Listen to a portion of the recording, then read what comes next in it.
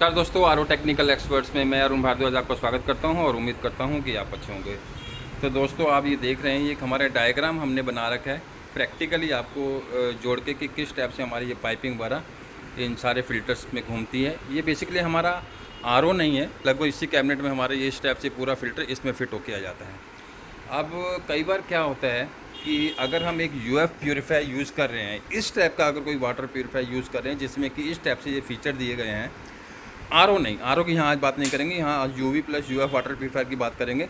अगर कोई ऐसा प्यूरीफायर यूज़ कर रहे हैं कि भी अरुण जी हमारे जो SMPS है इसमें प्रॉब्लम आ जाती है, अब हम इमरजेंसी में क्या करें, हमें पानी चाहिए, तो उस कंडीशन में क्या कर सकते हैं कि इमरजेंसी में अगर आपको SMPS नहीं मिल रहा है या अगर 2-4 दिन लगते हैं आपको SMPS अवेलेबल होने में या टाइम लगता है, तो फॉर द टाइम बिंग कुछ समय के लिए अगर आपको थोड़ी बहुत टेक्निकल नॉलेज है तो आप इस टाइप से भी पानी अगर लेंगे तो आपको प्योर पानी मिलेगा, कोई दिक्कत नहीं होगी।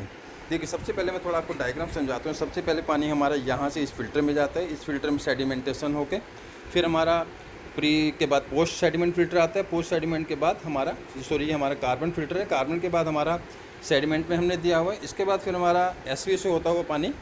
इसका काम हमारा ये रहता है कि अगर हमारा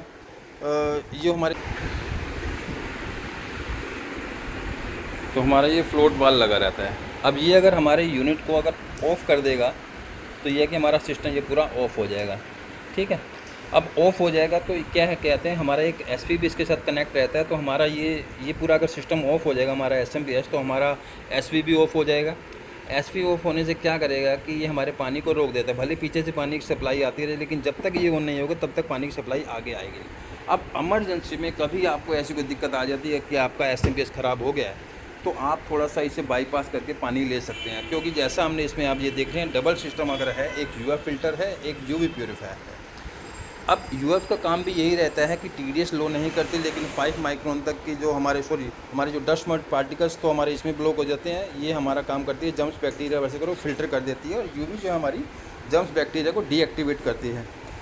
अब हमें क्या करना है कि इसे बाईपास करने के लिए इसको हटा देना। जो नहीं, इसको ज़रा हटाइयो, इसको हटा दिया। अब जैसे आप करके दिखाते हैं, इसको हमने हटा दिया और ये पाइप जो है डायरेक्ट हम इसमें जोड़ देंगे। अब ये पाइप हम डायरेक्ट इसमें जोड़ देंगे।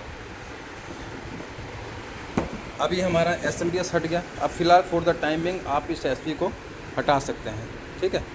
अब अगर हमारा ये SV हट जाएगा तो ये है कि आपको बस ये ऑटोमेटिक काम नहीं करेगा, मैनुअली ऑपरेट करना पड़ेगा। जब आपको पानी चाहिए, यहाँ से प्योर पानी हमारा टैंक में जाएगा, ये प्योर पानी जो रहता है हमारा इस टैंक में जाता है। तो ये पाइप जो है, आपको जब पानी चाहिए तो यहाँ से इस टाइप से खोल दीजिए, सारा पानी होता हुआ हमारा इस टाइप से फ़िल्टर होता हुआ, ये हमारा UV से होता हुआ, सारा एल्कलाइन से होता हुआ हमारा टैंक में आएगा। ये फाइनल पानी हमारे इस टैंक में जाएगा। जब पानी नहीं चाहिए तो इसे आप इस टाइप से ऑफ़ कर दीजिए, तो हमारे पानी की सप्लाई बंद होगी। ये टेम्परेरी जुगाड़ है कि फॉर द टाइम बिंग जब तक आपका ये वाटर प्यूरीफायर रिपेयर नहीं होता, या आप चाहते कि चलो हमें वाटर प्यूरीफायर में SMPS लगाना ही नहीं है, क्योंकि बहुत ज़्यादा खर्चा हो रहा है, कि 1000 रुपये करीब SMPS डलवाएंगे, बार बार इसमें दिक्कत आती है, तो आप इस टाइप से भी प्यूरीफायर वगैरह को यूज़ कर सकते हैं, कोई दिक्कत नहीं आएगी। फर्स्ट क्लास पानी फ़िल्टर होकर आएगा, बस मैनुअली इससे ऑपरेट करना पड़ेगा। और बहुत से बंदे हैं जो कि मैनुअली वाटर प्यूरीफायर भी यूज़ करते हैं, कोई दिक्कत नहीं आती है। तो मैंने कहा चलो, ये ऐसी कई बार आपकी कंप्लेंट आई थी कि अरुण जी क्या करें, तो मैंने कहा चलो आज इस टॉपिक पे वीडियो बना देते हैं।